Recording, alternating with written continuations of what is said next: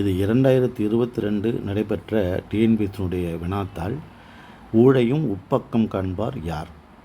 ஊழ் என்று சொல்லக்கூடிய தலைவிதியை கூட உப்பக்கம்னா புறந்தள்ளுவார் என்று அர்த்தம். அப்போ தலைவிதியை கூட புறந்தள்ளக்கூடியவர் யார் அப்படின்னா அது ஒரு திருக்குறள் இருக்குது. ஊழையும் உப்பக்கம் காண்பார் உளவின்றி தாழாது முயற்றுபவர் என்று வரக்கூடிய திருக்குறள். அதாவது விடாமுயற்சியோடு உழைக்கக்கூடியவர்கள் தலைவிதியை கூட மாற்றி விடுவார்கள் என்று அர்த்தம். எனவே விடாமுயற்சியுடையவர் தான் இதுக்கான விடை என்பதும் தெரியும். இதை ஏன் நான் சொல்கிறேன்னா, இந்த வினா தமிழுக்கான வினா அல்ல. முதல் பிரிவு 100 மதிப்பெண்கள் தமிழ் கேட்குறாங்கல்ல, அதில் வரலது. இது பொது அறிவில் வரக்கூடிய ஒரு தமிழ் வினா. பொது அறிவு என்பது தமிழுக்குள்ளேயும் வருகிறது அல்லவா? அதில் 6 மதிப்பெண்கள் தமிழில் கேட்கப்படுகிறது.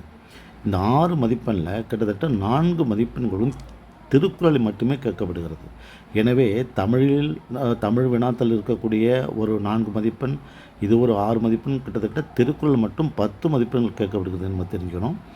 எனவே நமது தேர்வர்கள் இதை ரொம்ப குறிப்பாக எடுத்துக்கணும். நான் ஒரு நாள் முழுமையான ஒரு டிஎன்பிஎஸ்சி வினாத்தாளை எடுத்து உங்களுடன் கலந்து பேசியிருக்கின்றேன்.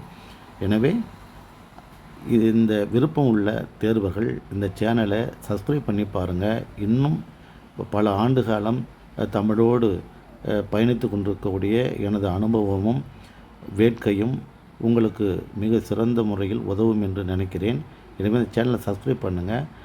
இன்னும் ஒரு சில நாட்களில் முழுமையான டிஎன்பிஎஸ்சி தமிழ் வினாத்தாளை நாம் முழுமையாக ஆராய இருக்கின்றோம்.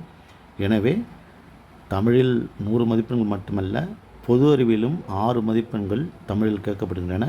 அதிலேயும் கிட்டத்தட்ட 4-5 மதிப்பெண்கள் திருக்குறளிலிருந்து கேட்கப்படுகிறது என்பதை நீங்கள் தெரிந்து கொள்ள வேண்டும். நன்றி, வணக்கம்.